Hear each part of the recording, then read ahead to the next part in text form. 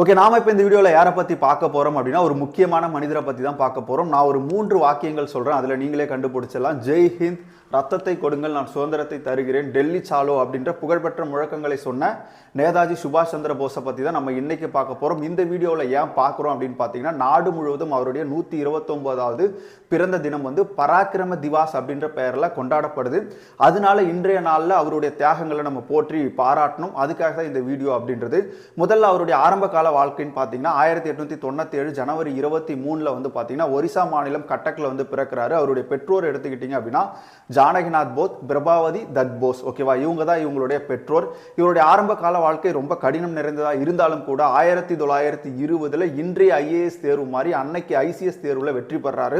அப்படி வெற்றி பெற்று அவர் பார்த்தீங்க அப்படின்னா ஒரு உயர்ந்த நிலைக்கு போயிருக்கலாம். ஆனாலும் தன்னுடைய நாட்டுப்பற்று காரணமாக அந்த பதவியை தூக்கி போட்டுட்டு அரசியலில் ஈடுபடுறாரு.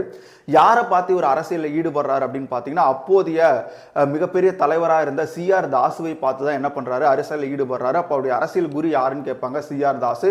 அதே மாதிரி அவருடைய ஆன்மீக வழிகாட்டியா யார் இருந்தாங்க அப்படின்னு பார்த்தீங்கன்னா விவேகானந்தர். விவேகானந்தருடைய போதனைகளால நேதாஜி சுபாஷ் சந்திர போஸ் அவர்கள் ஈர்க்கப்பட்டார். அப்ப ஆன்மீக குரு யாருன்னு பார்த்தீங்கன்னா விவேகானந்தர். ஓகேவா, இப்போ இது மட்டும் கிடையாது. இவர் பார்த்தீங்கன்னா இந்திய தேசிய இயக்கத்தில் 2 முக்கியமான பதவிகளில் இருந்திருப்பார். ஒன்று 1938 ஹரிபுரா மாநாட்டினுடைய தலைவராகவும் 1939 திரிபுரா மாநாட்டின் தலைவராகவும் இருந்திருப்பார். அந்த திரிபுரா மாநாட்டின் தலைவராக இருக்கும்போது ஏற்பட்ட பிரச்சனையின் காரணமாக அந்த பதவியிலிருந்தும் இந்திய தேசிய காங்கிரஸ்ல இருந்தும் வெளியே என்ன பண்ணியிருப்பாருன்னா ஃபார்வர்ட் பிளாக் அப்படின்ற ஒரு கட்சியை தொடங்கியிருப்பாரு. அது மட்டும் கிடையாது, செய்தித்தாள்கள் வழியாக இந்த நாட்டிற்கு சுதந்திர உணர்வை ஊட்டியிருப்பார். அதுல முக்கியமா ஃபார்வர்ட் அப்படின்ற செய்தித்தாளில் ஆசிரியராகவும் சுயராஜ் அப்படின்ற செய்தித்தாளினுடைய நிறுவனராகவும் பார்த்தீங்கன்னா இருந்திருப்பாரு.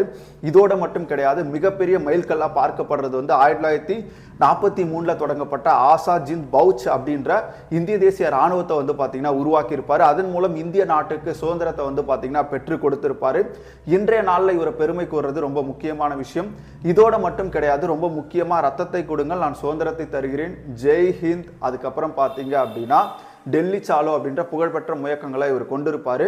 இவர் எப்படி இறக்கிறார் அப்படின்னு பார்த்தீங்கன்னா விமான விபத்தில் இறந்திருப்பாரு. குறிப்பா எங்க அப்படின்னு கேட்பாங்க, தைவானுடைய விமான விபத்தில் இறந்திருப்பாரு. ஆனா இது உறுதிப்படுத்தப்பட்ட தகவல் கிடையாது. ஏன்னா அவருடைய அந்த ரிப்போர்ட்ல பார்த்தீங்கன்னா சரியா அவர் விமான விபத்தில் தான் இறந்தாரா, எந்த நேரத்தில் எப்போ இறந்தார் அப்படின்றது சரியா பதிவு செய்யப்படல. நம்ம சுபாஷ் சந்திர போஸுடைய வாழ்க்கை வரலாறுல இருந்த முக்கியமான விஷயங்களை ஒரே வீடியோவில் என்ன பண்ணியிருக்கோம், இதில் நம்ம பார்த்துருக்கோம்.